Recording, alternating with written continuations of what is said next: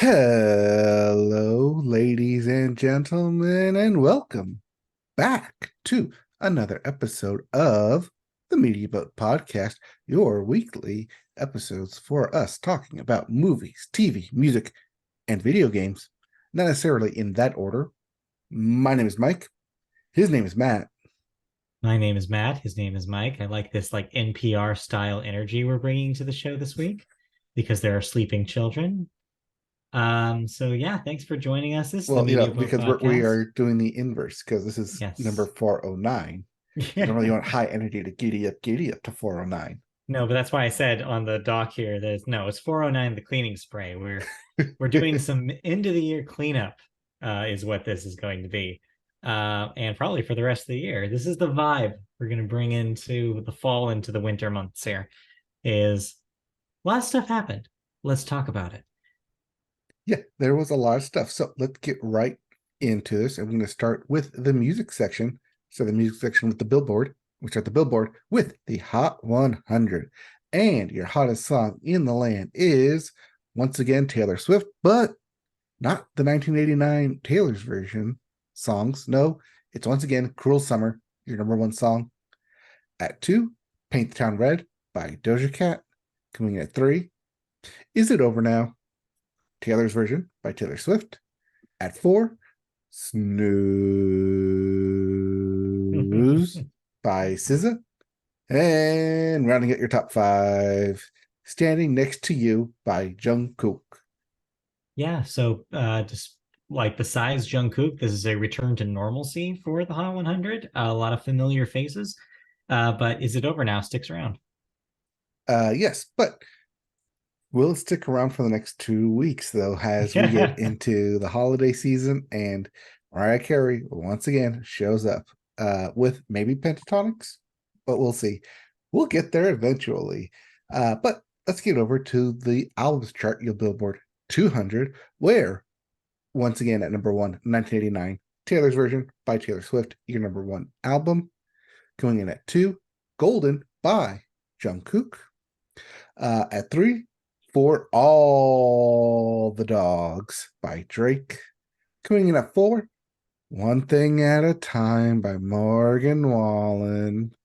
And rounding out your top 5, Nadie Sabe Lo Que Va a Pasar Mañana by Bad Bunny. Yeah, interesting to see Taylor take a second week here. Just goes to show the strength of her, that she can overtake uh, K-pop star Jungkook on his new premiere album. So yeah, quite a feat to beat the K-pop stands. Yep. If you did like any of those albums, we have new releases, including Quaranta by Danny Brown, Rockstar by Dolly Parton. Yes, Yes. that Dolly Parton. Theater of the Absurd presents C'est la Vie by Madness, Bear Market by Mom Jeans, Plain White Tees by Plain White Tees. Not a self-titled album, not a debut album. Yes, it's those Plain Yeah. White Tees. We also have High Request, Double Helix by Steve Aoki. And lastly, Salvage Enterprise by the Polyphonic Spree. Yes, all 500 band members of Polyphonic Spree. It's the same joke that Christy makes whenever she sees a band with like a billion people on stage. She always goes, "Look, they're like trying to be the polyphonic spree." It's funny every time. It Anyway, is funny. All right, well, let's get into some music news. And oh boy, do we have yep, some news for you. It's Grammy nomination time yep. with the full list of nominations for the 67th Annual Grammy Awards out now. It is SZA who is leading everybody with 9 nominations. Mm-hmm. Other key nominees include former winner Taylor Swift, former winner Olivia Rodrigo, former winner Miley Cyrus, former winner John Batiste, former winner, Billie Eilish, and then there's Boy Genius and Victoria Monet, all of whom will be competing against SZA for Record of the Year. In the Album of the Year category, the 8 contenders include the 6 holdovers from Record of the Year category, being SZA, Swift, Rodrigo, Cyrus, Batiste, and Boy Genius, plus albums by Lana Del Rey and Janelle Monáe. After SZA's leading 9 nominations, 3 music figures are tied with 7 nominations apiece. That being Monet, Victoria Monet, Phoebe Bridgers, with 6 of those actually being from Boy Genius and 1 being from a collaboration with SZA, and then mixing engineer Serban Gena. Then there's 8 musicians that are tied for having 6 nominations each, including producers Jack Antonoff, John Batiste himself, Boy Genius, Brandy Clark, Miley Cyrus, Billie Eilish, Olivia Rodrigo, and 1 Taylor Swift. So I was looking at the nominations for those top 3 awards, and all run by female artists. Yeah. And then there's John Batiste kind of doubling down from last year. Yeah, it's an interesting year, I think, for the Grammys. I think it's a good mix of people. Like you mentioned, big focus on women this year. A lot of people think that this is the year that Miley Cyrus is getting her flowers, no pun intended, as she's nominated a lot here. That is what my doctor thought as well when I read out the nominations. Interesting to see, and kind of like a crowning achievement almost, like for where she's been at in her career. What she's been able to kind of do in the kind of, let's say, the second half of her career, which is probably she's entering right now, because she will be 30, if not 30, in the like next couple of years. Will this be the phase 3 of her career then? Disney, after the Disney, Disney, Disney, Hannah Montana, the bangers, Hannah Montana, the Miley Cyrus, twerking, Party in the USA, and then now Flowers and Endless Summer Vacation. And I think, whether that's warranted or not, I'm not the biggest fan of her, but it seems like a lot of people are happy to see her. I would love to see SZA have a big night. I think that's a great record, and the fact that it came out actually late 22, and so it's kind of been a whole calendar year since a lot of people have heard it. But it kind of persisted through the year with singles like Snooze and Kill Bill. And so to see her win some Grammys here would be great. Same thing with Taylor Swift and Midnights, as that is the album that is up for Album of the Year. I think if Midnights does get crowned here, I think that it will be kind of a capper for an amazing year for Taylor with the Eras Tour and both Travis Kelce, Taylor, and romantic situations with her, but also Olivia Rodrigo. It'd be cool to see her kind of get her redemption arc from not winning the big prize with Sour. She won Best New Artist. That's true. That is true. I'm not saying she is without Grammy, but I think it'd be cool to see. So honestly, this is a year where there's so many horses that I would love to see win that I don't really have a favorite. I think that I'd be happy if this goes a lot of different ways. I think the biggest disappointment that could possibly happen, and the most want note they could get into the ceremony on, is if John Batiste wins again. I mean, that's what happened with Billie Eilish in 2020 and 2019. Yeah. Start with 2020 because they're doubling down from the 2019 Grammy that they gave her. I mean, we'll see what happens. But overall, I'm excited to see these Grammys because at least it seems like a little interesting as opposed to last year. As I said when the album came out, my money is on Janelle Monáe this Interesting. year. Okay. I think that is a vibe of an album. I think it's a great time out. I think it's a good storytelling mechanic. And I think will take your money. You will take my money? I'll be happy to take your money on that one. Are you on Miley Cyrus then? No, I don't think Miley will win. I think that this is probably SZA. That's my gut. My gut says SZA will take this. but we'll see. We will see as Grammy nominations are out, which means voting can begin. Yeah. All categories and nominations you can find on the Grammys website. Yep. And you can start making your predictions now. Yeah. Oh, and last thing I'll say about these is like, yes, I am astonished by all of the boy genius here. I mean, Phoebe Bridgers has been involved in the Grammys before. She was nominated for Best New Artist, but lost. So it's not like that's a surprise, but I think it's interesting to see just the momentum that Boy Genius as a project has had. Way more momentum than I imagined it would. And to see all the Grammy nominations for all of them, I'm just proud of Lucy Dacus. I'm just gonna say that. I'm just so proud of Lucy. Isn't Boy Genius nominated for Best New Artist?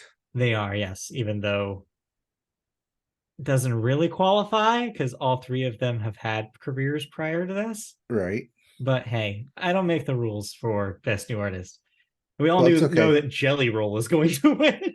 I was about to say they're all going up against Jelly Roll, so we'll see if they win. I had to explain to Christy Jelly Roll's deal yesterday because she had never heard of him. Anyway, Jelly Roll. All right, let's stop talking about Jelly Roll. Let's move on to the second story. Yeah, let's get into some YouTube then and some AI collaboration. I thought this was an interesting story. It actually has a positive spin, a more positive spin than I expected. Yeah, it's interesting. Yeah, so YouTube, the company by Google, wants to let creators tap into the power of artificial intelligence. But, huge but here. It's also putting in place new policies requiring creators to indicate when they've uploaded AI-generated content.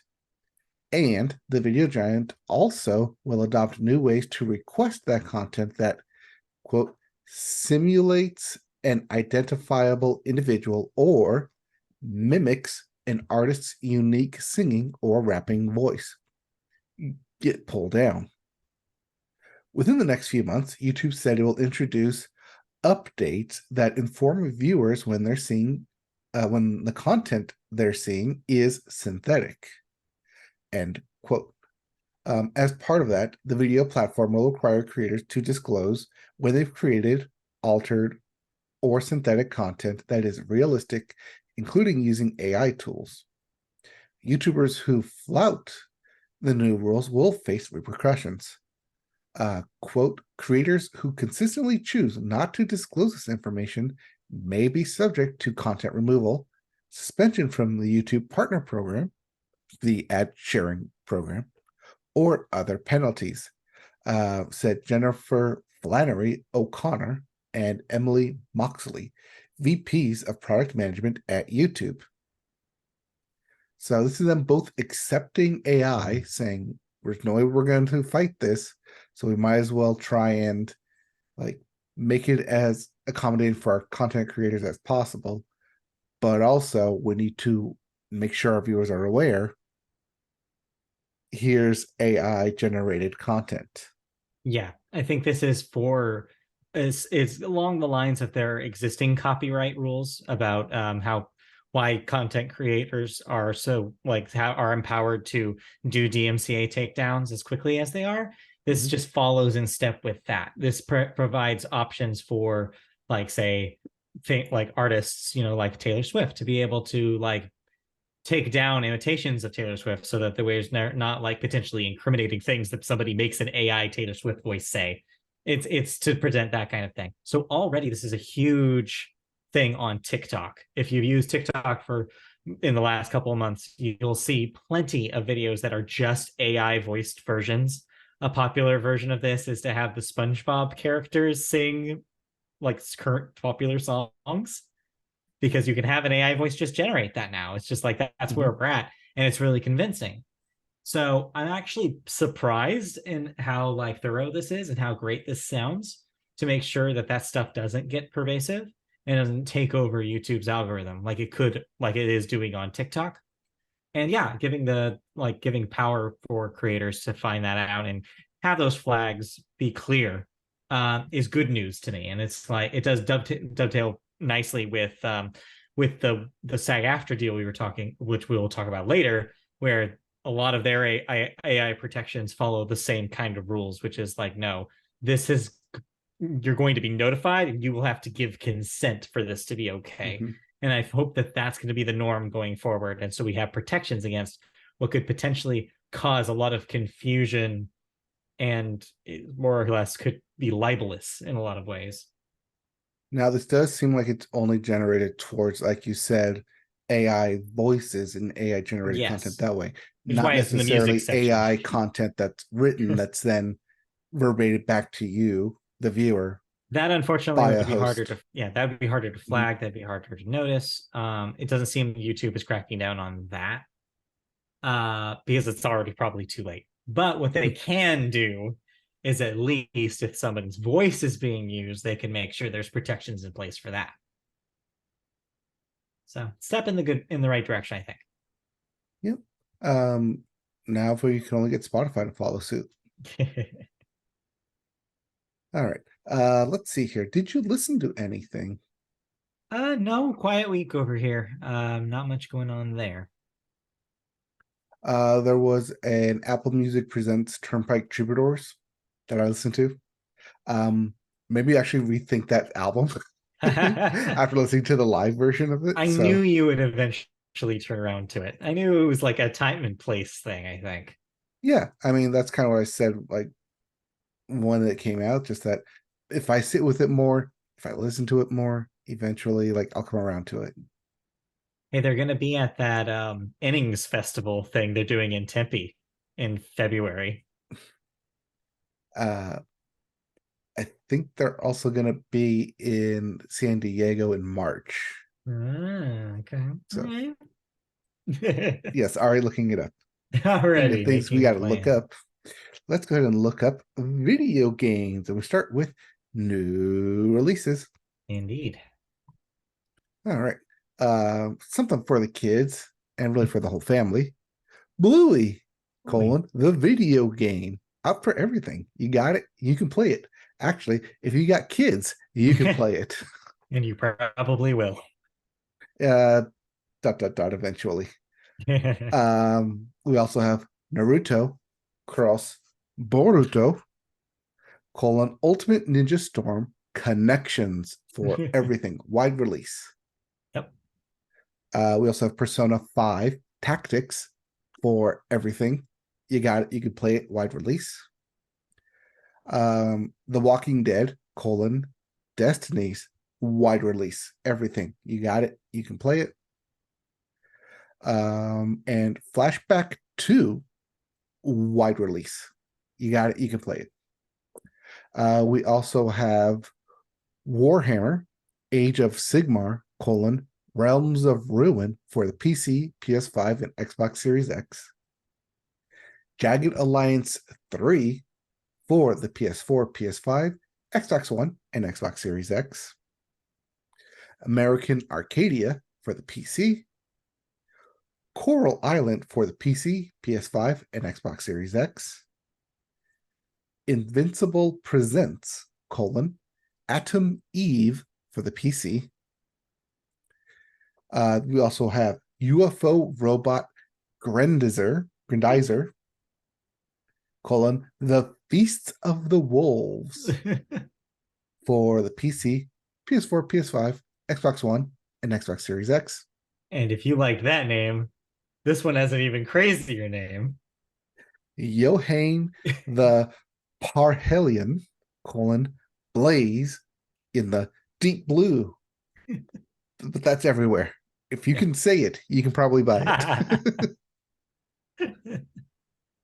And lastly, hey, if you liked Super Mario Brothers Wonder, guess what? This game is not for you. It's Super Mario RPG for the Switch. Yes, remake of the Super Nintendo Classic. Mm-hmm. Did you mention Persona 5 Tactica, or did you skip it? Yeah, no, I mentioned it. Okay. I started jumping around after the Super Mario Yeah, one. I know. I got confused. All right. I did Yep. not. Something for everybody this week. Everybody's kind of getting their games out before Game of the Year time, even though most of these will not qualify. They will not qualify for this year. No. But before we get into Game of the Year nominations, let's get into some gaming bits, shall we?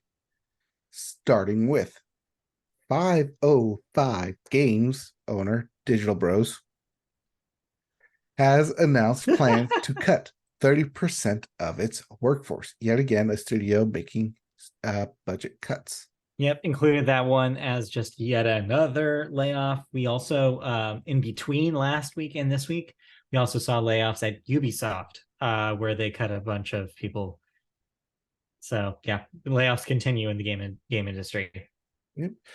Reason why we're doing the bits is because there was actually a Nintendo showcase this week, which showcased 18 indie games coming to the Switch, including Outer Wilds. Yeah, the Outer Wilds. I include that's in the headline because of how much of a critical darling that was back in 2018. I want to say when that came out. Well, a lot of people's game of the year that year. But yeah, neat to see. Yeah, that's All what, these like they're games. considering Obsidian an indie game developer. Oh no, wrong game. You're thinking of the Outer Worlds, which is the Obsidian Yes. Fallout like. No, Outer Wilds is a different game. Yeah, they are different. This was a big problem back when these games, because they came out the same Yeah, at the same year. time. Yeah. Yeah, so yeah, a lot of people were very confused. But yeah, they are different games. Some of the other indie games that they mentioned include the remake of Braid, the remastered version of Braid, which is a game that came out on the 360 forever ago. If you don't remember Braid, look that one up. You might No. remember it as the game that Soldier Boy once said was a game for people who drink drinks and people who take drugs. I forget exactly what the quote is, but what a time to I'll be say alive. that game's been on every platform since the PS3, Xbox 360 era. No, actually, it was kind of just. That's why they're doing a remastered release, because it was kind of stuck back in that era. I don't think so. I don't think they've done a remaster of that since. Regardless, it's coming out on everything, including the Switch. Yeah. Okay. In other news, Bandai Namco has formally announced I two. remember the Soldier Boy quote. It was he said Braid was for people who drink to get drunk and do drugs to get high. I think that's what they're for. Look up the video. If you just look up Soldier Boy plays Braid, you'll find it. Not right now, but after the podcast. Just trust me on this one. Anyways, continue. Anyways, yes, Bandai Namco formally announces Studio 2 and Studio Backwards 2. No, Oh, wait, no, that's an S. Which is its Nintendo collaboration studio. Yeah, this was an interesting story considering that Namco Bandai has already worked with Nintendo on the Smash Brothers games as well as a handful of other of their series. This just formalizes that relationship with specific studios that are dedicated to being Nintendo support teams. So it doesn't really change anything. And no, this is not, like some people say, a hint towards the next Super Smash Brothers game. This is just them trying to figure out, like, okay, these people have a name that work with Nintendo in that capacity. So maybe new IP? Probably not. Probably. Speaking of not new IPs, we just recently had the release of Modern Warfare 3, 2023 edition. And it's currently on track. I feel like I say this after every Call of Duty game. Yeah. To be the lowest rated Call of Duty ever. So it's interesting to see it review so poorly because the last two in this series actually reviewed pretty well. The Modern Warfare reboot plus the sequel that came out last year were pretty well liked. A lot of people praised the multiplayer and the options there. 3 is not having the same reaction. It seemed like it was rushed to market. Developers say that there was only about 16-month cycle on it, which is short for a game like this. So for a AAA game to come out kind of half-baked like this, it's kind of embarrassing. And it's very interesting that this is the last remnant of the Activision of like Activision's like output before the Microsoft acquisition. I think from here on out, Phil Spencer ain't letting this happen again. No, they're getting people in there right now from Microsoft to make sure that quality products come out from Activision from here on out. Tinfoil theory hat on. Uh-huh. It was purposely let out underbaked in order to undercut sales, just to say, see, No. Modern Warfare's and Call of Duty isn't as big of a title as you think it is, people. No, I'm going to go with no. The reason why that it's so bad is because it wasn't even supposed to be a standalone game. For years, up to 2023, this was supposed to be the year without a Call of Duty game. Activision had said that they were going to take a break.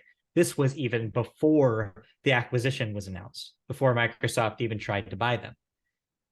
The change in decision making happened when they realized, oh, well, we have a campaign ready to go. Why don't we just slap a campaign in it instead of releasing this as an expansion to call Modern Warfare 2? Let's just slap a 3 on it and put it on store shelves.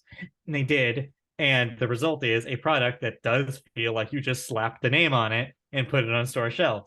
That's the reason why it sucks. I don't think this is sabotage. I think they just were as cynical as possible in trying to get a boxed Call of Duty game on shelves, and this is the result. I mean, you can think that all you want.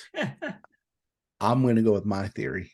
Well, either way, it doesn't matter anymore. This will be the last Call of Duty of this kind because I feel like, yeah, Microsoft's going to get in there. They're going to have to rethink what this franchise is. I think that starting with the next year, Activision looks different, and we're going to see what that looks like next year. Boys, does Call of Duty have to actually be a war shooter game? Because anything could be a call to duty.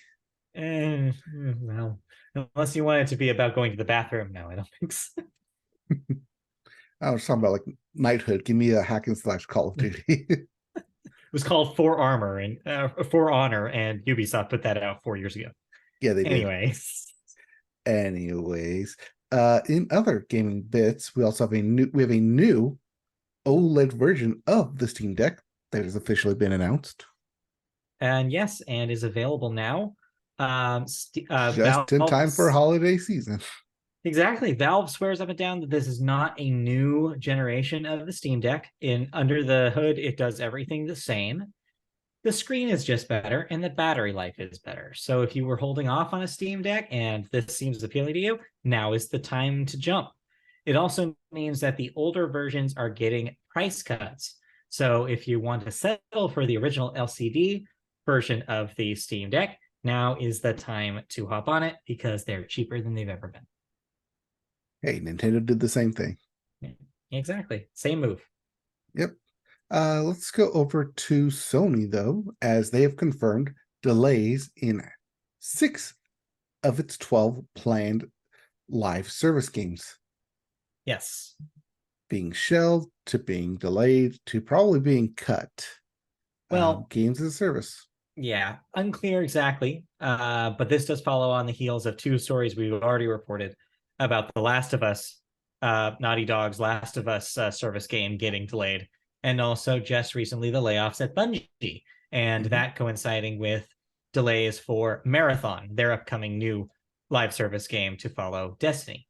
So yeah, not super surprising here. We already kind of figured this was the case. Sony just made it clear by releasing a statement saying as much. So they're just gonna have to figure out what that secret sauce is to get their own Fortnite going, which is ultimately what they're trying to do. Something story mode. Yeah. All right, let's see here. Let's go to Warner Brothers, as they say it's focused on transforming its biggest franchises into service games. So, same coin, different side. Meanwhile, while Sony is making cuts and making delays, Warner Brothers is going all in. You might remember they have one of these that hasn't come out yet. Suicide Squad. It was already delayed last year. Still isn't out. still looking dire about that if that thing actually comes out and is any good. So, but they are still convinced that this is the way forward. And so they're going all in on this. So kind of weird. It's a weird part, like time in the games industry right now. Is it worth the investment? Are these going to be successes? Is Warner in the right place? Or are they going to do a year from now or even 6 months from now the same thing Sony is doing when they realize how hard it is to actually make these kinds of games? It looks like, depending on what your perspective is, you could see it from both sides. Not that weird, as I could see them doing something akin to Dreamlight Valley, Disney's Dreamlight Valley, combined with the Wizarding World. Oof. They just need to put that franchise over in a box somewhere and put a lock on it. I think But they know Hogwarts how to open it. Legacy Hogwarts Legacy was a sales success, but obviously not a critical success. It's not getting any nominations for anything We'll for get there. Game of the Year wise. We'll Call that get a there. snub? I think call that karma. Just saying. I mean, otherwise, do it with Legos. They don't own that anymore, remember? Oh yeah, Their deal fell through I'm with thinking Lego. movie pillar Lego. That's why. Lego currently has a deal with 2K, which brought us the Lego Racers. Not It's not called that, but the Lego racing game that came out last year, and the I believe weeks away Lego soccer game, which I think is called Lego Goal. I think it's like GOOAAAL or something. So yeah, they're not with Warner anymore, so no Legos. Yeah, that's right. I got confused because the Warner Media Division, game division, is different from the Warner TV and film division. Mortal Kombat. Give me a Mortal Kombat live game. Don't actually Uh, do that. Anyways, I don't think so. Hey, we haven't talked about Microsoft, have we? not yet. Well, let's get to that then. As former Forza boss Alan Hartman has been appointed head of Xbox Game Studios. This follows the exit of Matt Booty, who is currently in this role. He has moved out of it, which puts Hartman in place. This makes sense because Forza has been a huge franchise for them. Might as well put somebody who has knowledge of being and running a studio in the Xbox Game Studios ecosystem. Makes sense. Especially since Forza is one of the bigger, well-selling brands for Microsoft and Xbox. Yep. And last two bits here, confirmed after leaks. It's been confirmed. Grand Theft Auto 6 trailer will premiere next month. Yes. Probably at the Video Game Awards. It's possible that this could be a big reveal at the Game Awards. Nothing is made official. Jeff Keighley has been mum, so it's unclear whether or not it will. They don't really need the Game Awards because a trailer for Grand Theft Auto 6 will do well in any capacity because people have been waiting for a decade for this game to come out. The Grand Theft Auto 5 spanned 3 different console generations waiting for a sequel to release, and here we finally are going to see it. It's going to be a huge deal, probably the biggest video game announcement of the year, and it will happen in the last month. And it'll happen during College Bowl week. It's possible. It could absolutely do that. No clear idea of when it's going to happen. Just be aware, anytime in December, we could get a proper trailer for GTA 6. Okay, it's either going to be at the VGA Awards, which is at the beginning of the month, or it's going to be during Bowl week. Probably not Rose Bowl, because that's New Year's Day, but like the Cotton Bowl, which I think is also the second one, the other one, which is the day before. So I want to see it at the Fiesta Eve. Bowl. It's not the PlayStation Fiesta Bowl, so they can do it. What is it this year? I don't know. They changed it. I just know that they lost that right. I was like, oh come on, why'd you do that? I mean, I just wanted to go back to being the Tostitos Fiesta Bowl. Right. Delicious. Anyway. You started typing in the doc. Oh, I know. The VRBO Fiesta Bowl. Oh, Verbo. Yeah. Is now the Fiesta Nintendo. Yes. Anyways, so yeah, look forward to that. I'm sure it will be fascinating to see what the hell a GTA 6 even looks like. And just because it's not really big news, Super Mario Brothers Wonder is once again the fastest selling Super Mario game ever.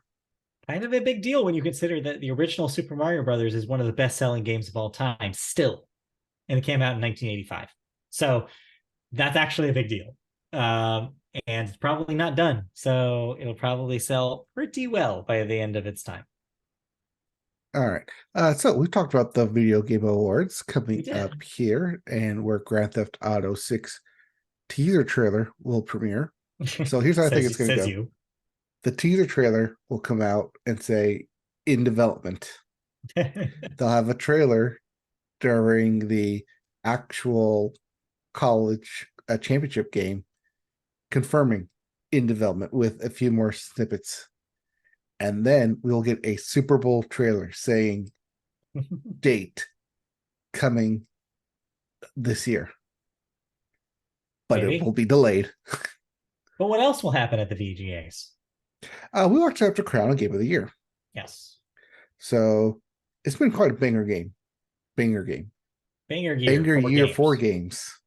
Yes. As long as you don't work on them, you've had a great year in video games. But if yes, you have, your wallet might have the worst hurt. Year of your life. Your wallet may have hurt. However, franchises have run amok as they have just dominated just games this year. Yeah. With two of the year's biggest sequels, one being the horror survival title Alan Wake 2 from Remedy Entertainment, and the role-playing game Baldur's Gate 3 from Larian Studios, nabbing the most nominations with 8 each, including Game of the Year. The other 4 titles that round out those Game of the Year nominations include other franchises as Marvel's Spider-Man 2 from Insomniac Games, Resident Evil 4 from Capcom, Super Mario Bros. Wonder, and The Legend of Zelda Tears of the Kingdom, both from Nintendo, round out the Game of the Year list. Cry me tears, Final Fantasy fans. Sorry. Hey, Street Fighter 6 fans too. Hey, Hogwarts Legacy. Nope, I don't care about them. Nope. Throw them in the box, like I said. Put a lock on it, throw it out into sea. Anyway. Star Wars Jedi Survivor fans. I don't think it had a chance. No. So Armored Nintendo, Core 6 fans. Yes, Armored Core 6. Anyway. So Nintendo is the Game Awards most nominated publisher this year with 15 nominations across its combined portfolio, followed by Sony Interactive, aka PlayStation, with 13, and Xbox, inclusive of Bethesda and Blizzard, with 10. And then there's Epic Games down there with 9 nominations. Yeah, it's very telling that we immediately went to the snubs because that's how great of a year it was. There was a lot of games that you would think in any other year would be Game of the Year nominees. Like we didn't even mention Diablo 4. We didn't even mention Starfield. Like these were games that were huge impact releases this year, and that you don't see here because they only had 6 spots. What are you going to do when you only have 6 spots? You end up with these 6. You give one to Hi-Fi Rush. Come on. Yeah, exactly. I think this is a pretty solid list, though. That being said, there are other games I would personally put on here, but it's a pretty good swath of great games. Who do you think is favored, judging by who usually wins these VGAs? What do you think is the one that'll take it all? Typically with these kind of games, Legend of Zelda. That was my gut as well. Tears of the Kingdom had a lot of momentum after it came out. It's one of the best selling games of the year. It's one of the best reviewed games of the year. Breath of the Wild did win in its year. And this is a more polished version of Breath of the Wild. However, I see a lot of people saying that recency bias might rear its head here, and Zelda might be forgotten with some of the hotness and the momentum that games like Baldur's Gate and Alan Wake have. And so I see a lot of people making the argument like, well, no, Baldur's Gate will take it just on pure like momentum alone. I could see it happening. I think that a Super Mario Brothers Wonder upset would be interesting, but I don't think it has a chance. I think, in my opinion, it's the best game of these six. But who am I? And I know you're probably pulling for Spider-Man. Well, yeah, I am. Still plugging away with that game. Finally got the abilities that would make this game a whole lot easier, which means I'm about 2/3 through the game. So of course, that's when they always give you that. Yep. Too late. But yeah, but I mean, this is a fan voted game. So because it is the fans who are voting for this, I could see Super Mario Brothers Wonder winning because it is a fan game. I mean, the nice thing is about this, similar to the Grammy nominations, which we talked about, is that because so many of these are really great quality, I honestly would be happy with most of these winning. I think that any of these six, I think, would be deserved. So good year for games overall, and it'll be cool to see what else they have up their sleeves at the WGAs. Jesus, we've been talking about the Writers Guild for so long. The VGAs this year. Yeah, it'll be interesting to see what announcements we see, what other upsets happen. Also, it'll be interesting, especially in the wake of the recent Golden Joystick Awards, a similar video game award show.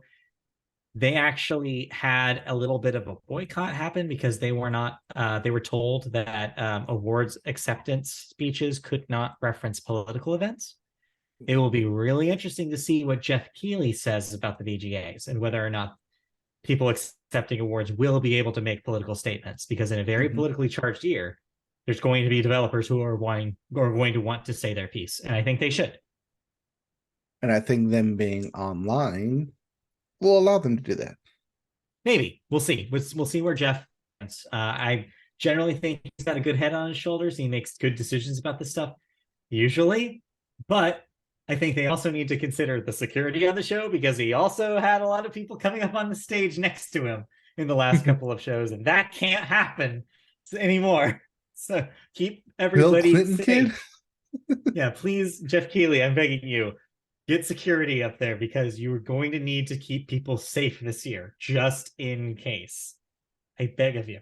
Anyway, so yeah, those will be on the 7th of December. So coming up pretty quickly here.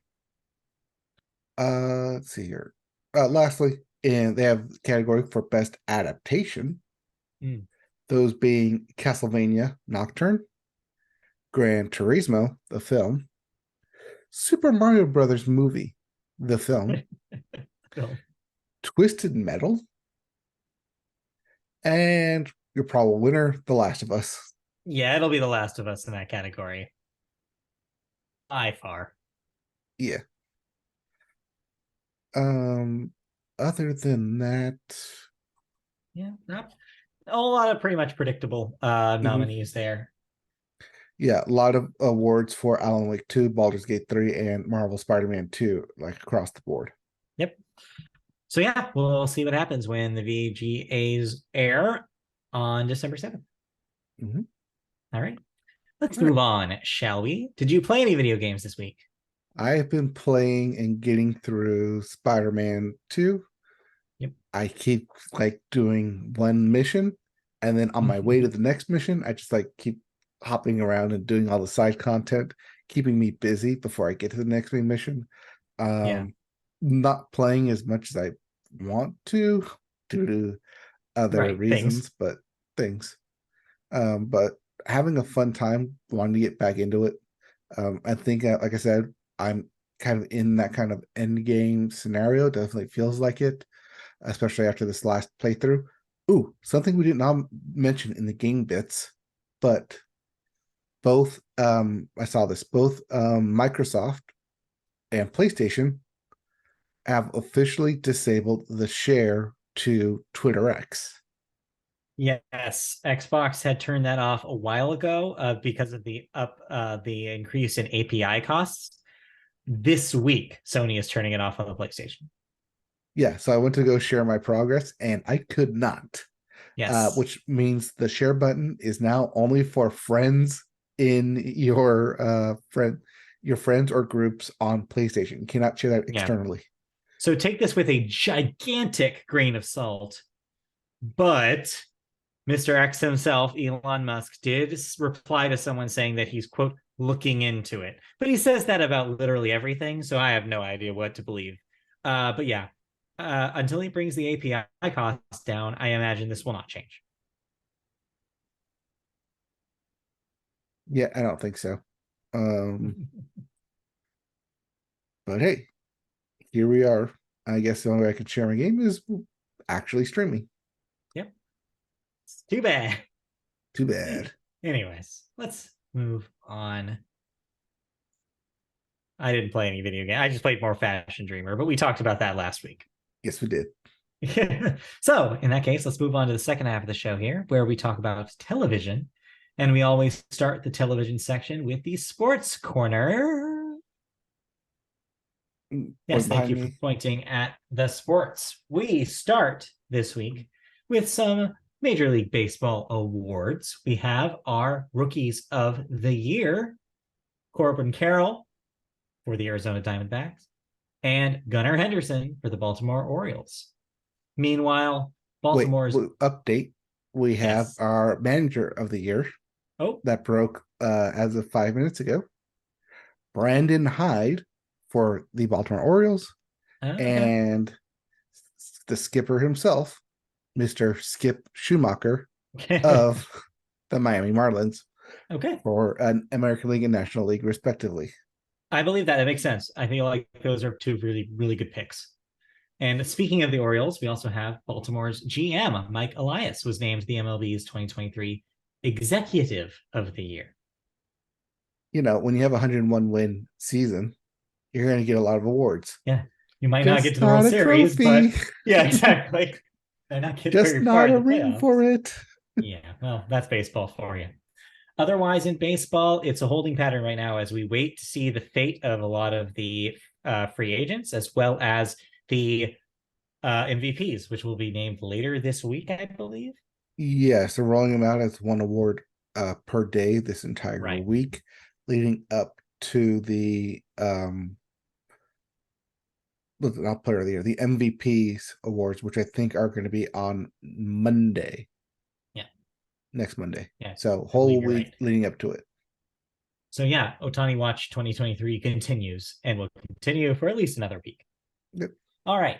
Let's move on outside of baseball and into hockey. The NHL this week, the Golden Knights top all of the teams with 12 wins so far. Sorry. The San Jose Sharks, by the way, have now won 2 games, meaning that they are not winless no longer. However, 12 wins compared to 2 wins is a big gulf. So yeah, they have a lot of work to do. Yeah, San Jose Sharks also the only team with double-digit losses so far. But hey, that's what happens when you only have 2 wins on the season. Continuing your bad news, the Ducks look still pretty good. Sorry. Yes, they do. Anyway, so that's hockey. Meanwhile, in the world of basketball, the NBA in-season tournament has begun. I just saw that a couple of social media posts of a lot of these stadiums have redid their whole look for the in-season tournament. I saw the new Lakers looked shiny.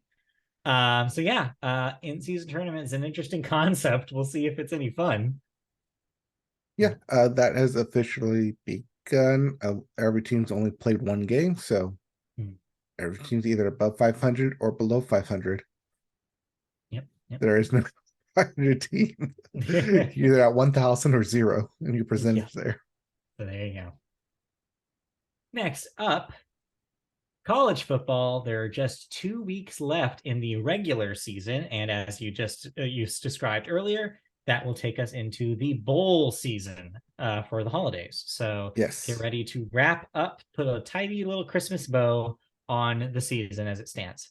Yes, the delicious Beef O'Brady Bowl is coming up. Delicious. And the Cheez-It Bowl. Cheez-It Bowl. Cheez-It Bowl. It's the best kind of bowl next to the Tostitos Fiesta Bowl. Not the Uh, Tostitos I anymore. know, but it should be. I I will know. always call it that. And Same. then moving on to the NFL, Travis Kelce attended a Taylor Swift show, and she changed the lyrics to in one of her songs to say "the guy on the Chiefs," and yeah, the internet went crazy for it. Oh, I'm sorry, you mean actual NFL news? No, Sorry, that's the NFL news that we follow. I got a little distracted there. No, in actual NFL news, there will be no more overseas games. All of those London experimental things are over for the season. We'll see you again, London, next year. But for now, everything's here in Uh, good old North America from Same here with on out. Germany, same with Mexico. All those games are Yeah. done being played over. Sorry, done with the UK, done with Germany. All those games Right. overseas are done being played. I think there's one Yes. more in Mexico, but Okay. that's not North overseas. America. That's why I said North America. Yep. Um, and then, oh yeah, speaking of the Kelseys, since we were on that subject, the Kelsey Bowl of sorts, with the Chiefs against the Eagles, will be happening on a Monday night football game. Now, is this the one that happened last night or the one next Monday? It's the one coming up. Coming up. Okay, got it. Yeah. So Which look is forward to it. why Travis Kelce was able to attend the Taylor Yes. Swift concert Right, right. because they had a bye week this Bye. week. Got it. That makes sense. Oddly enough, so did the Eagles. So these are two Super Bowl teams facing each other after they both had a bye week. And will Taylor be there? We'll have to find out. Will she be wearing an Eagles shirt? She got it hanging on. No, no, she won't because it's hanging on her door. Instead, she'll be wearing a Chiefs jersey. Anyway, let's. Anything else in sports before we move on? um no, lots of stuff wrapped up. Yeah, kind of just waiting for Um the baseball news to hit. Really, at this yeah, point. just with those NFL, sorry, not NFL, with those college football games Mhm. wrapping up these next 2 weeks, that does mean we'll get championship games on that first weekend in December. And then the following week, I believe, is when we'll have Selection Sunday to Got see who it. plays in the bowl games. All right. So it's wrapping up. Get ready. Get ready for that. Speaking of wrapping up, we start TV news with some good news. And I mean capital G, capital N, which is our long national nightmare is over. SAG-AFTRA got their deal.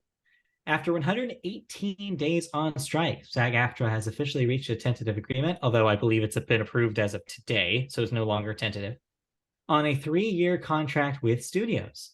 The development came not long before a deadline of Wednesday at 5 p.m. that the AMPTP had set for the union to give their answer on whether they had a fair deal.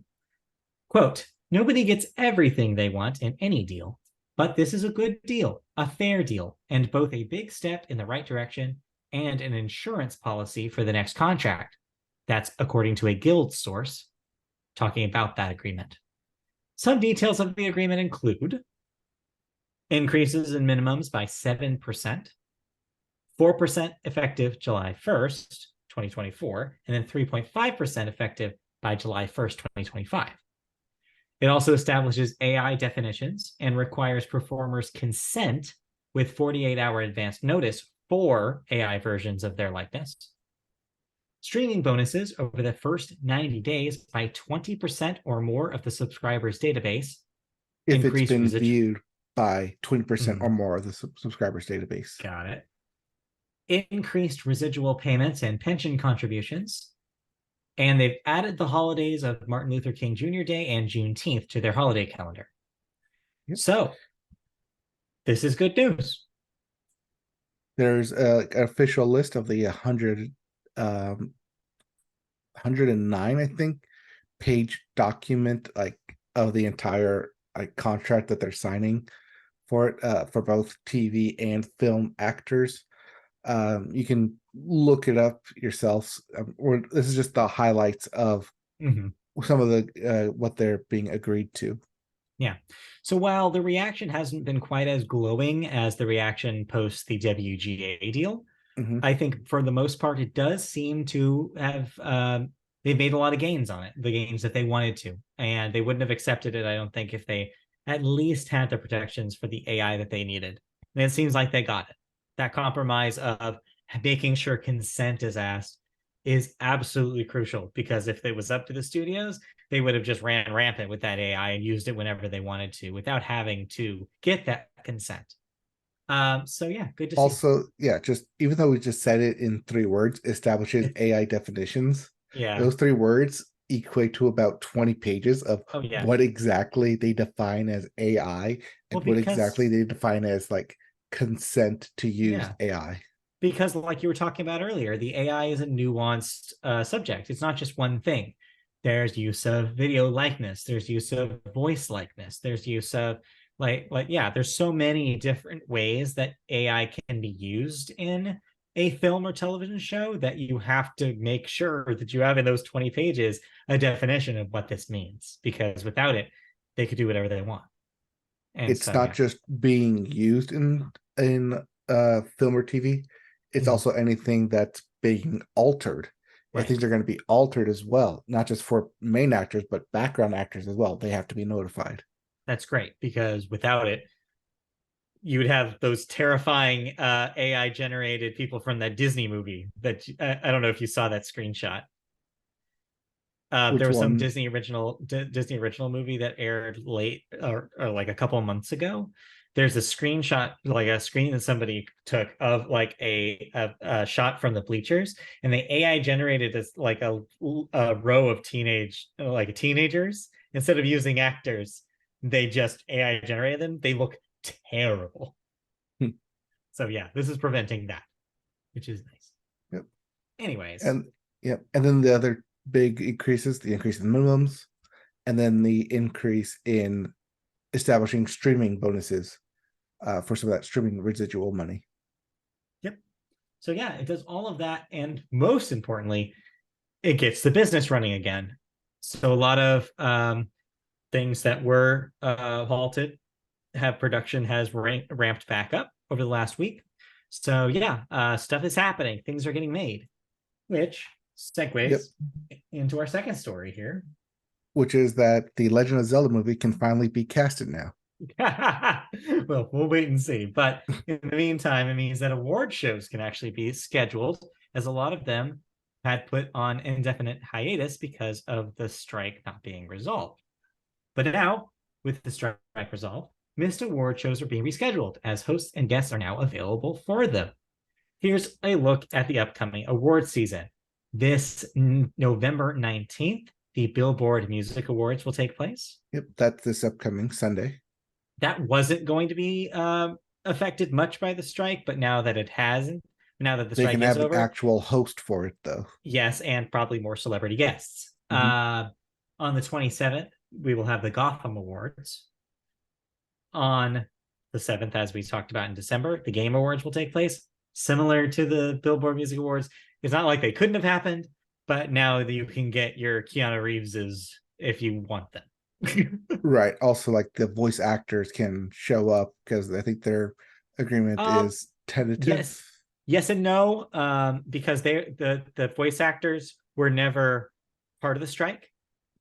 They're separate, and that's why they're trying to figure out whether they are going to go on strike, because it's treated as a separate business within SAG. So no, they would have been able to attend regardless until a strike actually happens for voice acting, which if it does, then that wouldn't be the case. But, Okay. um, Because we then talked about it like 2 weeks ago that they were talking about an agreement trying to be right. made. That was just a vote on whether or not Okay. a strike could be executed. It's one of those. So no deal has been, the deal Mhm. isn't expired yet. So no deal has been offered at all yet. Um, then we have the daytime Emmys on December 15th, the Golden Globe Awards, even though no one will watch them, on January 7th. The Governor's Awards will be on January 9th. The AFI Awards will be on January 12th. The Primetime Emmys will be on January 15th now. We had gotten the nominees for those, but we have not. Wait, did we get the nominees for those not We got the yet? nominees for Right. those And they've just been right holding before patterns the since. writers, Right. right after the writer strike happened. So they Right. didn't say the writer winners or Oh, not right. nominees. Nominees. So yeah, so we know most of those nominations. We just haven't seen the ceremony yet. Right. And I believe those awards are like the casting of those ballots ends on Sunday. Got it. Then we have the Grammy Awards, which we just got the nominations for Mhm. on the 4th of February. The BAFTA Awards will be on the 18th of February. In England, would not have been affected by the strike, but still. I guess if they were in American films, they would have had to work around Mhm. that. Uh, the SAG Awards will be on the 24th of February. The PGA Awards will be on the 25th. The Oscars are slated for the 10th of March, the day before my birthday. And the WGA Awards will be the April 14th. And lastly, the Tonys are currently slated for their back to their normal time of June 16th, after being kind of toyed around with this past year. Yep. This does mean the Tonys get back to where they're at. It Mm. does mean that the WGA Awards for writing will happen after the Oscars. Yes, that is kind of weird. So we won't be able to use them as a predictor Oh, this darn year. it. Sorry, Haha. you Wait, just sorry, not lost a darn it. tool. Haha. It's You okay. can't use it. It's okay. I'll save you. Best adapted screenplay is Barbie. I'm putting my money down right now. I believe that would be adapted, right? I'm going to go with Napoleon. No, I can go with no. All right, enough of that. So those are your awards calendar. Those what to look forward to. Awards for like every month until June. Get ready. Yep. The SAG-AFTRA deal is, once it gets ratified, will be in effect until June 30th, 2026. 3-year Got deal. it. Yeah. That's why the increases stop at July 2025. Because So day before June 30th would we need a new deal for the next increase. get ready to do this all over again in 3 years. Yeah, then we'll have another 100 episodes under our belt. Something like that. All right, let's move on. 150. Wait, I did the math wrong. 150 episodes. Damn, it's a lot of episodes. But before that happens, though, we need to finish this one. So let's keep rolling. You have to tell me all about Loki season 2. You've wrapped it up. I wrapped it up. Marvel wrapped it up. And essentially, Tom Hiddleston wrapped it up after 14 years of playing the same goddamn mischievous, conniving, ulterior motive character. Yeah, but everybody loves him. Well, yeah, everyone loves the actor. Nobody loves the character, except in this season where he does find love and friendship outside of his brother and family, because he decides that he has something worth fighting for, which is the exact same lesson that he learned in Thor Ragnarok. But because of the Loki that didn't get to Thor Ragnarok, this Loki that was cut out of in Avengers, like post taking over the world. So he's still mischievous. And then going through the whole season 1 of Loki and now season 2 of Loki, he's gone on some wild journeys. And this Sure one seems is like it. probably the wildest, as the one of the only shows and kind of one of 2 movies, I think 3 now because of the Marvels, that deals with the multiverse of the multiverse saga. Mhm. And officially essentially wraps it up. Or does it? Because as the show has been naming its characters and going through themes, that this is a Mobius strip and Ouroboros. There is no beginning, there is no end. It is just one infinite loop. So, Mhm. is this really the end, or is this just the stopping point for a continuous loop until we wrap back around to say, hey, remember Tom Hiddleston? Well, he's back. I mean, Remember Loki? it's the Well, he's MCU. back. Yeah, it's the MCU. Anything can be brought back for any reason. They don't need to explain themselves, and It's will go comic on books. forever. It's Yeah. comic book fluff of, well, we're just going to make sure that they exist, but outside of the actual timeline. So if we ever want to bring them back, Yeah. we can do it. We have the means to. We have the power to do it. They can and will. They can and will, but because he's become so powerful, they need to. It's the Superman problem of you can go and fix everything because you have time travel ability, but we also need to make sure that you are powerful enough to not move and have this kind of like Atlas statue of you must hold up the world. Sure, you can probably rule the world, but if you drop it, then everything else falls. So you need to be like the fulcrum and the crux of this multiverse. And that's where we end with Loki season 2. Spoilers, not spoilers. It was only 6 episodes. Kind of disappointed that it was only six Yeah, episodes. sure. But overall, it dealt heavily with those themes, especially when you bring in a character called Ouroboros, which is the snake eating its own tail, and you have essentially its own paradox of who created the manual. Was it the person who read the manual like verbatim, or the person who was delivered the manual by the guy who wrote it verbatim?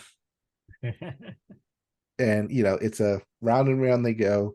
Lots of paradox and time shifting, wobbly kind of timey-wimey stuff that for the most part they get people to on board with and kind of keep an even keel of what is and what isn't allowed by playing by the rules. At no point do they actually like start breaking them until you get to the very end, where it does feel like it's rushed by saying, okay, how long will it take me to learn quantum mechanics? And he's like, thousands of years. And then you cut to, all right, let's just say I've already done that because essentially because you have time travel, yes, you can do that. You can pause time and do that kind of like an off-screen shoot, which is both, hey, that's great, you can do that, but also the cheap cutaway gag of, well, I don't really want to show this, and we need a way to speed this up because we need to get to the finale. So Yeah. So there won't be any there's more of no this, plans. right? There is This no is plans for just season it, 3. right? There's no plans to bring back. Technically, there was no plans to bring back for even a season 2. Right. As when they did the initial announcements, it was on the eve of the original Loki finale. So they withheld the announcement that a Loki season 2 was happening until the finale came out. And then it said, hey, we're not done here. Loki will be back in season 2. So, but the creator of the show, the showrunner, has said that they wanted to tell the story over 2 seasons. Now that he's done that, he wants to move on and do other stuff. If they do have a third season, it would be with a new showrunner and a new crew. Right. Unlikely based on where they left him. Like I said, kind of like an Atlas holding things together. But But anything can happen. hey, we'll see him again, probably in the movie, Yeah, probably. probably in a post-credit scene. It all comes back. So, how's this rank to the as compared to the first season or the general vibe of the Disney Plus I mean, stuff? I I saw. like it better than the first season because I Okay. like time travel. I like that kind of like paradoxical shifting of time travel language. I think it's Loki continues to be one of the better Disney Plus properties that they have in terms of Marvel properties. Not really a high bar considering the other properties, but then again, it is setting the bar high because it is an established character that we've seen in the Thor films, in the Avengers films, and the only one, well, not really the only one, but the oldest one of the characters who have gotten a Disney Plus show to basically stick the landing of what it is they were trying to do, and overall establish and grow this saga of the multiverse saga in this kind of trilogy phase that they're doing. Or maybe quadrilogy. Who knows? They might change it out to 4. Just add a new one. Fair enough. So that's Loki season 2 on Disney Plus right now, if you are so inclined to check it out. No preview or any hint towards anything about the Marvels already in theaters? No, No, there no was link. not. Surprised. Yeah, not really that surprised. All right. Well, I didn't watch a whole lot of TV this week. Just we're kind of continue to cruise on the stuff that's already been going, like British Bake Off and stuff. So just Hmm. cruising through. So we will cruise on along with this podcast and jump into our next section here, which is cancellation and renewals. What am I no longer watching? You are no longer watching Chapelwaite on MGM Plus because nobody was, but now especially because they've canceled it after just one season. Technically, that was a Stephen King adaptation. A lot of things are technically Stephen King adaptations. um, Next up, ABC has canceled The Rookie: Feds after just one season. I guess the spinoff didn't work. Freeform has canceled something called Praise PD after just one season. And then your final 8th season of The Circus on Showtime has been confirmed. So just 8 seasons of that. It's already been filmed. The upcoming 8th season will be its last. Got it. Meanwhile, Netflix has renewed The Circle for 2 additional seasons. I'll be happy to tell Christy about that, bringing that to a total of 7 by the time they're done. That, I believe, is usually a January show. So that Yep. we're only a couple months away from more Circle Net. That means they're casting it right now. Oh, yeah. And that is probably the name of the disease that you get when you're in that hotel for too long. Circle Madness. Then the next one that Netflix has their eye on is Queer Eye, which is getting a 9th season. And FX is bringing back Welcome to Wrexham for a 3rd season because they gotta know what those celebrities will do with that soccer team. Well, especially since they're not in the Premier League yet. Yes. They're still in the lower league. We gotta keep going. People are in love with that thing. I don't know. It seems like an interesting concept. I've always debated about watching that thing, but I don't know if I care that much. Anyway, let's move on from cancellations and renewals. No deaths this week, so thankfully we save your tears for another day. Hashtag the weekend. But we move on to the movie section where there's tears of a different kind, the tears of the weekend box office numbers. Because Marvel and Cry, the Marvels came in to a disappointing $46 million debut, below the 50 estimate. That was a modest estimate already. So yes, it's looking dire for the box office in the MCU. What are your thoughts about this? I mean, I think this just goes to show lack of promotion. Actors cannot go out, they cannot promote it. As much as they could do promotion was just show trailers.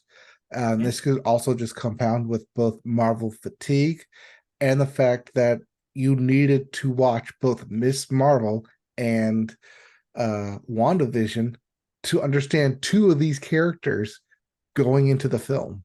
Yeah. Wait, no, sorry. 3 of these characters. Because you also needed to watch Secret Invasion for Nick Fury, and then you also need to watch Miss Marvel, or sorry, Captain Marvel from 2019 to understand her backstory. So this is just a lot of different threads that they're trying to finally pull together into one. But then again, if you're not watching all those threads, you're not as invested, and that plus going to a theater plus just nothing like bolstering theaters at this point outside of Taylor Swift. Which we'll get to. But yeah, I mean, it made $111 million worldwide.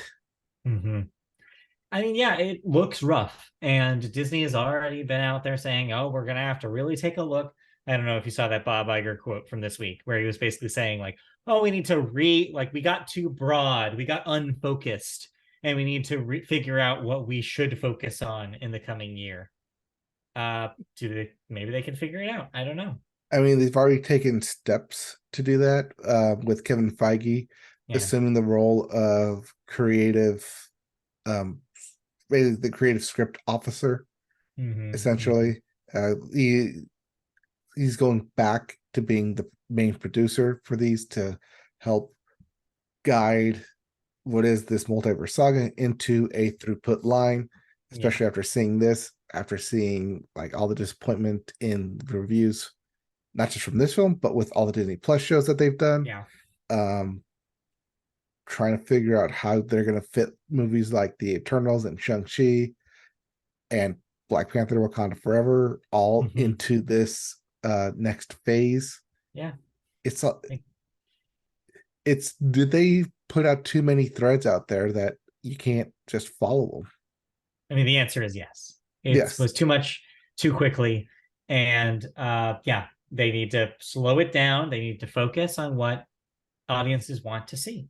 And the sad part is on paper, this seemed like a good movie. Like I was actually looking forward to this one. I loved Miss Marvel on Disney Plus, and I really liked Captain Marvel back when that was a new novel idea to have a woman in the front of an MCU movie. Yeah, like I think combining those worlds, it's like tells an interesting story. I think there's set up in a really interesting way. It's disappointing that critically some people are a little less hot on the premise once it's actually in execution. A little disappointing. That said, I still might see this because I feel like those characters are interesting characters and I want to see what happens to them. And that's not how I feel like virtually about any of the rest of the MCU. So I just hope they figure it out and I hope they don't sacrifice some of these characters to do it. Like if the lesson, I hope they're learning the right lesson here. I hope they don't think, oh, well, the female led movie bombed. I think they just realize, oh, wait, no, the MCU movies in 2023 bombed. And we got to figure out why all of them are doing this. Why it's not just. Well, the one that bombed essentially was Ant-Man and the Wasp: Quantumania in February. You can't really say that about Guardians of the Galaxy Volume 3, but then again, that was the end of the trilogy. Right. They went in all the promotions saying this was the end. This is your chance to say goodbye to these characters as they are now. So there was more going into that film, which is why it made $300 million plus compared to the Marvels, which was just considered another check mark onto it. And something that people might just wait for it to appear on Disney Plus to watch. I'm just crossing my fingers that they don't sacrifice the diversity that they've worked hard to get to because the numbers say something, tell a certain story that doesn't align with their plan. I really hope that doesn't happen. I see it happening and it's scary with this. But anyway, we need to move on to the rest of the top five because believe it or not, we're still in box office. Number 2, Five Nights at Freddy's, another $8.9 million. That's at 127 domestic. As you mentioned, Taylor Swift still going, even though she is out of theaters this week, I believe. The Eras Tour made another $6 million. That's at 172 and will likely cool around that number. Number 4, Priscilla, which I will talk about in a moment, $4.7 million in its second proper week, $12 million domestic for that one, although it's fairly limited. It's not huge wide.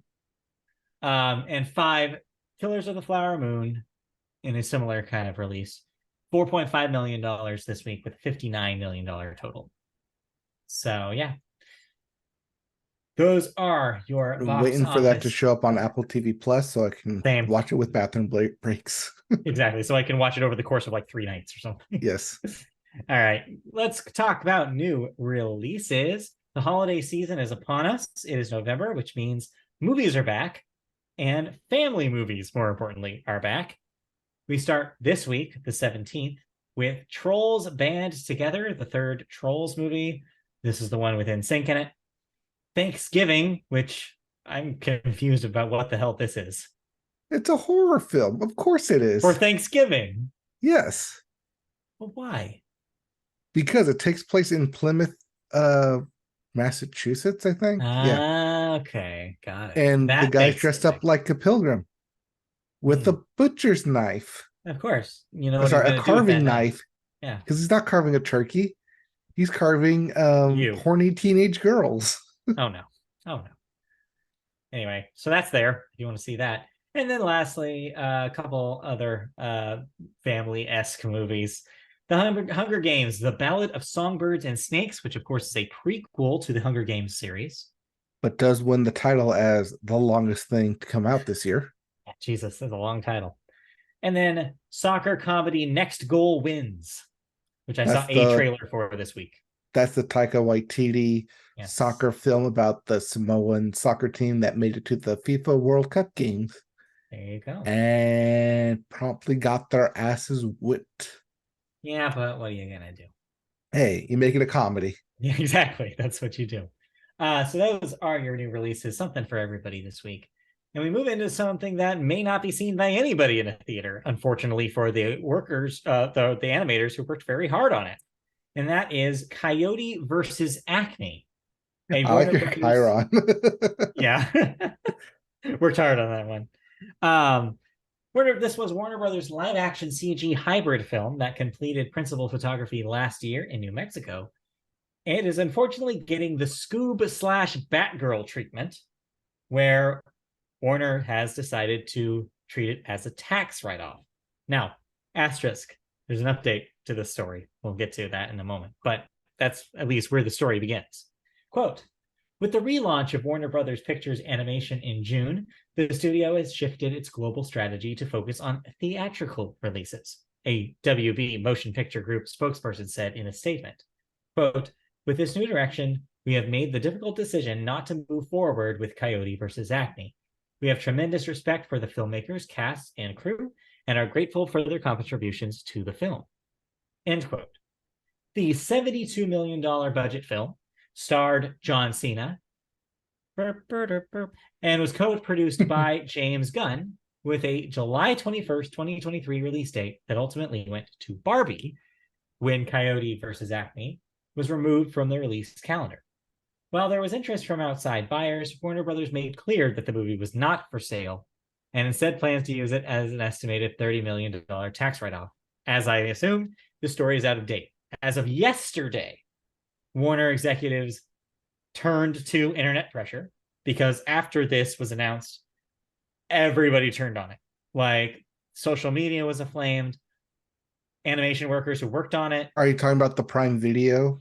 Is going to Prime Video? No official announcement has been made as of this recording, but basically Warner decided, okay, fine, we'll shop it around. And so they are looking actively for a distributor. It just will not get a theatrical run. In all That's why I didn't include it. I did see that Prime Video was a hot buyer for it. Yeah. Nothing official, though. No, nothing official yet. But that means it will no longer be a tax write-off if they're still like if they now have changed their mind about distributing it. So yeah, it's just a matter of time. Hopefully, these people who worked so hard on this movie will see like it actually come out and have audiences enjoy it, unlike Batgirl, which did not get that treatment. So right. What I last saw was that they were going to do a single premiere on the Warner lot, just like they did with Batgirl for the actors and the crew. But yeah, they have not officially said that this was going to be sold and moved somewhere else. Because originally this was going to be a straight to Max film. Mm-hmm. Then it got switched to being a theatrical release. And then it got switched to being just completely shelved now, tax write-off. Yep, exactly. I just wanted to share my favorite tweet I saw in reaction to this news. Let me scroll to see if I can find it.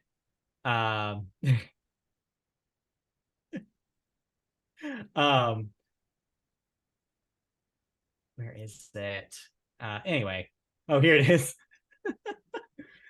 This was from Fanbite, or Fanbite, no, not Fanbite, fandom writer and occasional Giant Bomb guest Bailey Myers. She tweeted this week, why does John Cena, the largest actor, not simply eat David Zaslav? Sorry. Anyway, I just wanted to give Bailey credit for that one. Anyway, so yeah, it was a fun story to watch, kind of the roller coaster ride up and down of.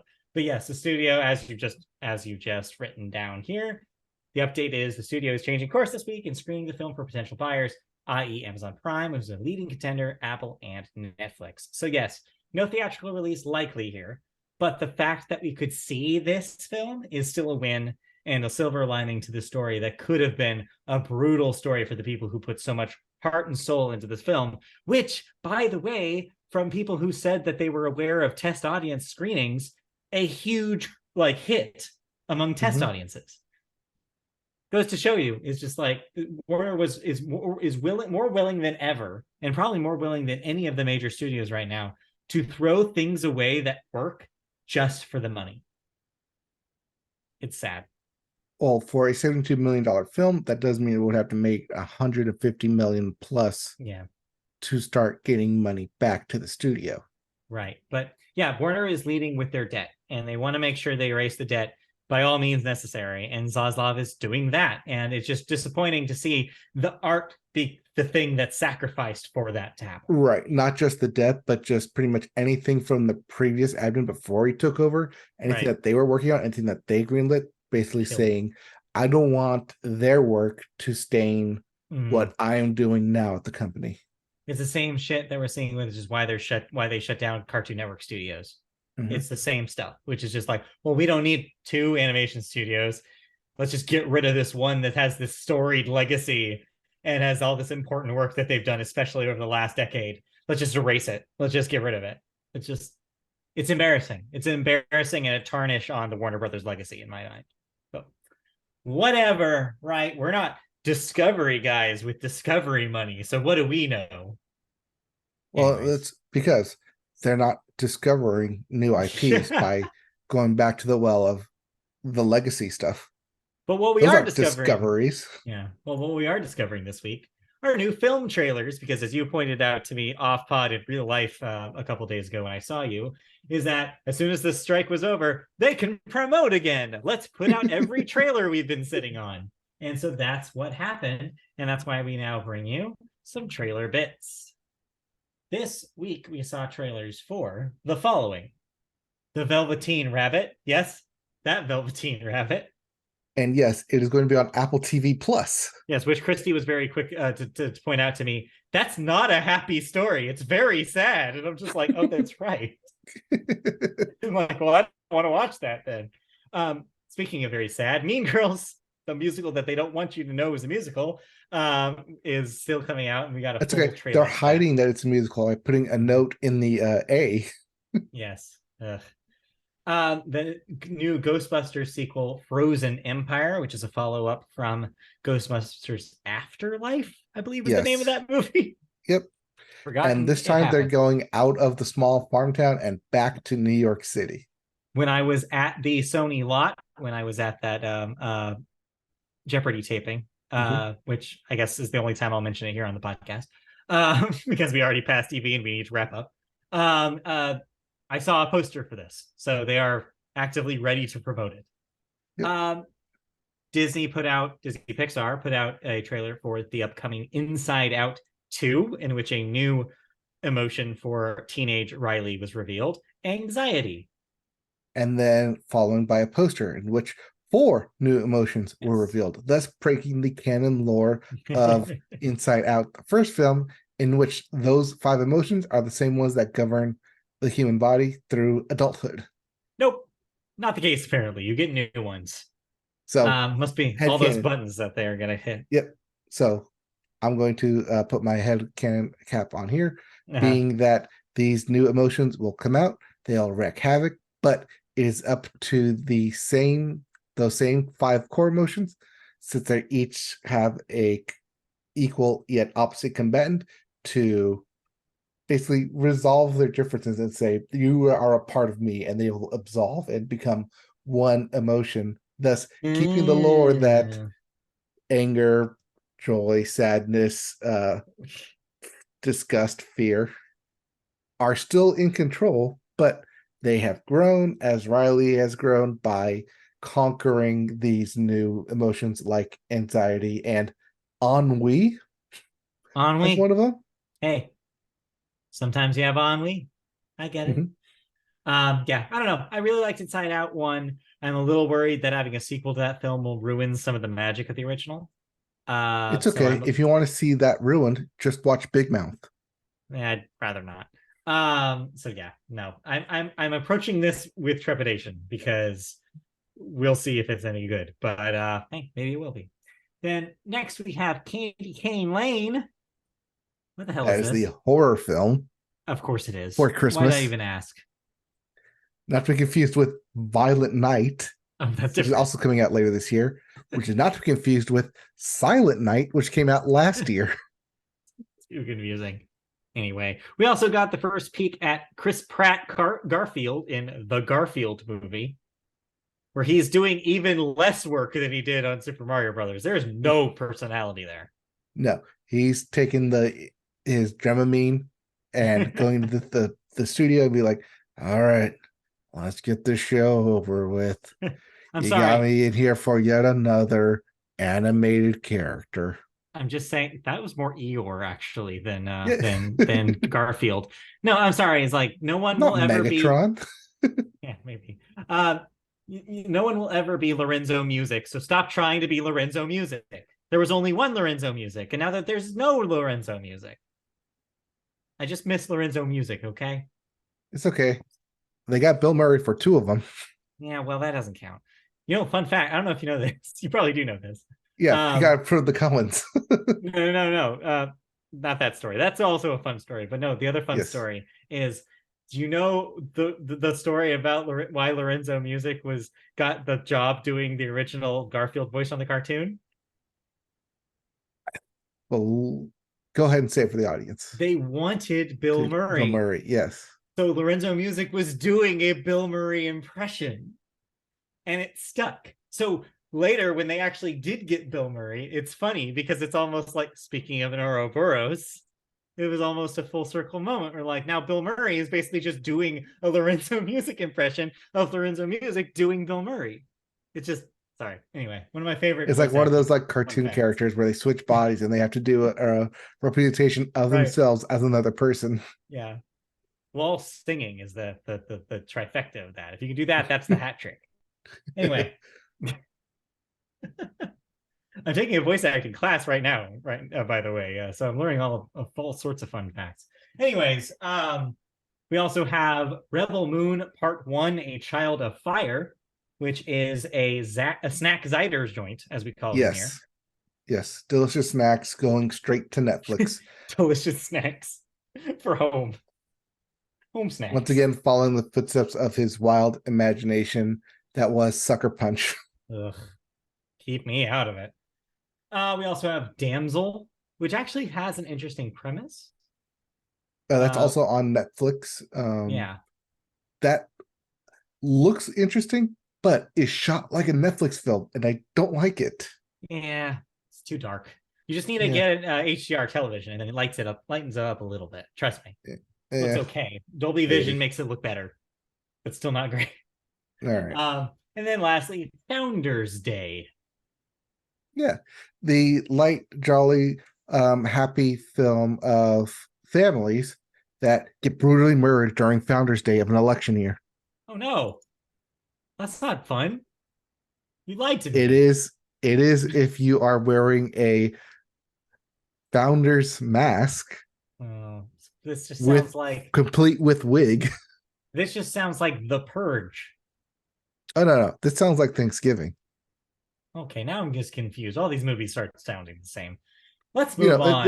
You need to have Founders Day to go along with Valentine's Day, to go along with Halloween, to go along with Thanksgiving, to go along with Patriots Day, to go along with Born on the 4th of July. Man, all the holiday movies. I can't follow this franchise. Too many ups and downs. Anyway. Too many emotions. That's it for trailers this week. There were probably others we missed, but it doesn't matter. This is our show. Those are the main ones. We're going to wrap up the show by talking about a couple of movies that are new that did come out this week. Or last week. I didn't watch any movies. No, I watched movies. Watched 2. And yes, I realize that we are just going a little longer than we wanted, so I will do this quickly. First up, I saw Priscilla. This is the Sofia Coppola biopic about Priscilla Presley, wife of Elvis Presley, mother of the late Lisa Marie, who passed away earlier this year. And do note this is not a follow-up or sequel to Elvis, Baz Luhrmann's Elvis, which was last year. In fact, this movie goes to great lengths to remind you that this is not about Elvis. It is a film very much about Priscilla and Priscilla's life. So it is based on her autobiography and follows her life from her discovery by Elvis. I'm using that lightly here. Obviously, she's not a performer, so she wasn't really discovered in that way. But basically, it starts when she met Elvis at age 14. Yes, think about that for a second. Let that sink in. When he was in his 20s. Yeah, not great. Already going starting this relationship on a weird level. And it turns out that kind of paints the rest of her experience. It's a little awkward, this movie, as it kind of walks you through her life living with Elvis and dealing with his celebrity, dealing with his absent, like him being absent for great swaths of time, and kind of what she does when she's left to her own devices at Graceland. What does she do? Does she have existential crises? Why, yes, she does. It's essentially a story about a story that's will feel familiar to people who are fans of Sofia Coppola's work. If you've seen Marie Antoinette or her debut film, The Virgin Suicides, you'll know that she is drawn to stories of women who feel trapped by men who are more powerful than them, who have taken them away from normal lives and put them into kind of these gilded cages. And Priscilla is yet another story that follows a lot of those same beats. It's really well shot. There's some really great moments in this thing. Of course, it's Sofia Coppola, so you're going to get a lot of great needle drops, a lot of classic music. No Elvis music, though. They didn't get the rights to those because, again, let's put it this way. The Elvis estate is not happy with the depiction of Elvis here. Baz Luhrmann's Elvis, a pretty glowing portrait of the artist. Here, this Elvis feels intimidating in a very bad way. He's depicted as kind of a violent, overpowering guy.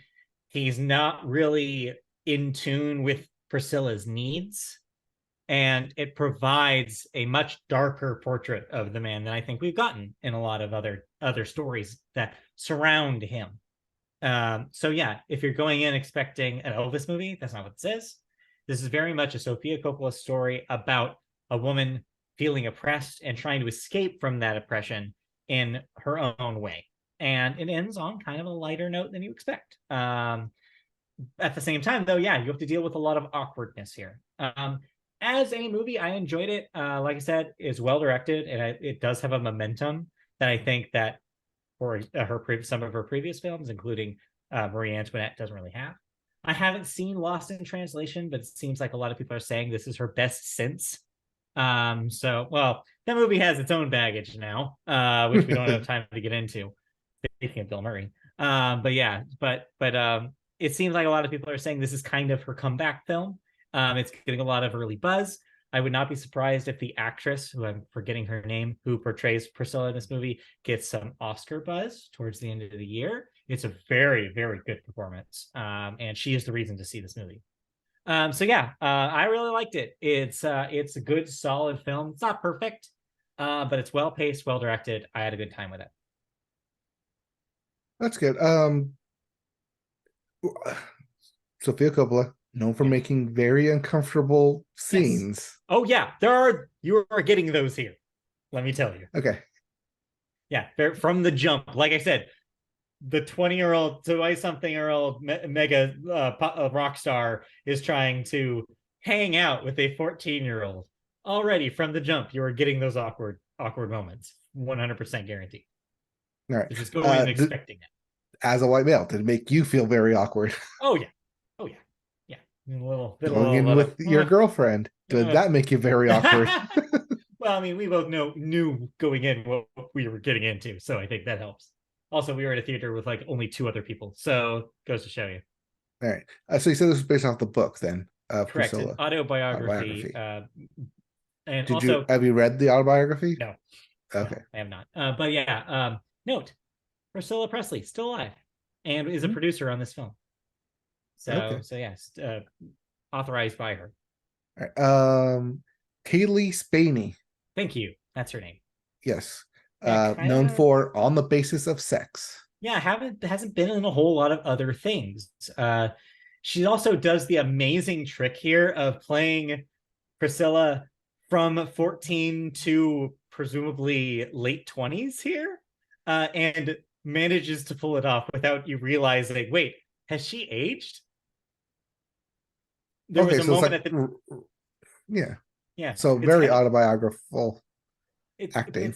but it's impressive because yeah, like when we the movie started, Christy and I apparently we talked after the film. We both had the same question, which is wait, are there multiple actresses playing her in this film? No, she just is very convincing at 14 as she is at 20 something. It's like amazing. Like I don't know how she pulled it off. Just kudos to the makeup and costume teams who probably helped achieve that because it's just amazing work that she was able to pull that off.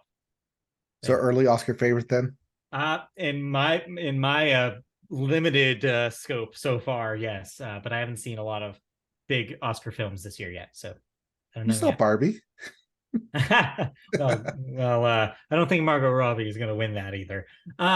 Let's move on though, because I didn't watch just that. I also watched a completely, totally different film. This one on Hulu, so you don't even have to go to a theater to see it. Quiz Lady. Are you familiar with this? I'm familiar with the ads. Sandra Owen Aquafina, I think. Yes, Sandra Oh and Aquafina play sisters in Quiz Lady, No, which they're is sisters. yes, they play No. sisters in this film. There's a bit of an age gap between them, but they are sisters.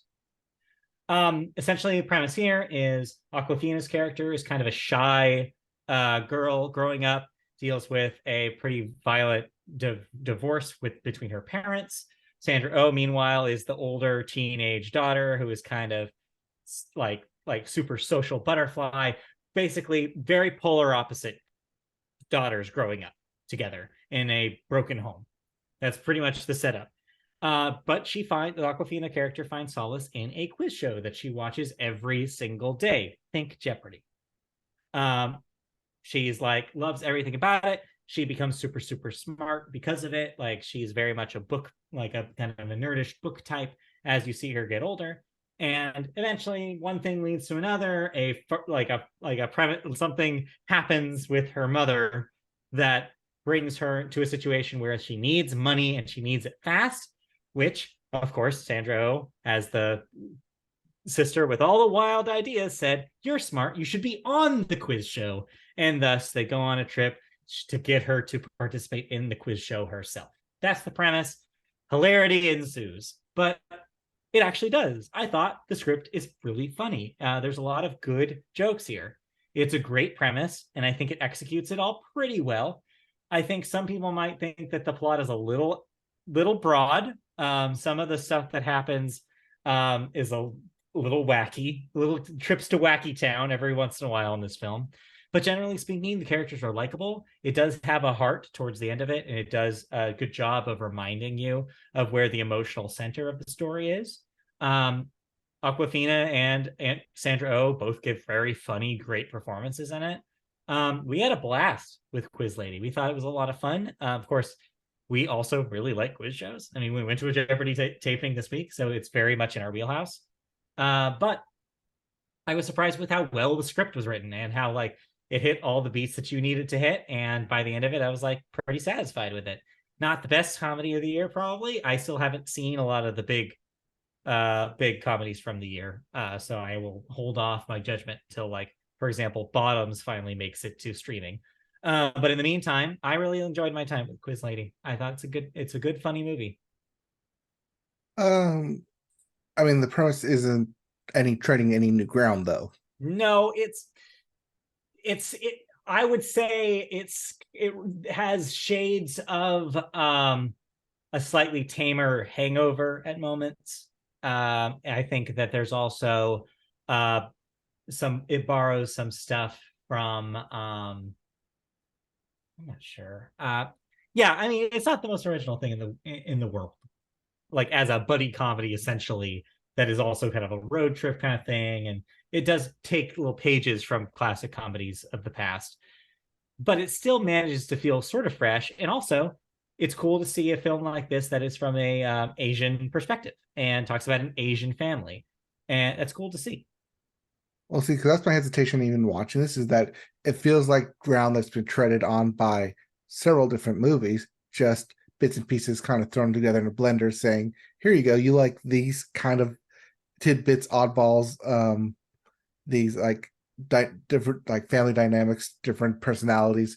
we're going to throw it all in this movie, and out pops Quiz Lady. For me, I felt like the script itself was good enough where I was never thinking about it. I was never distracted by, oh, this film did this or this film did this better. Or for me, I was enjoying my time with it enough. It did not feel derivative. Okay.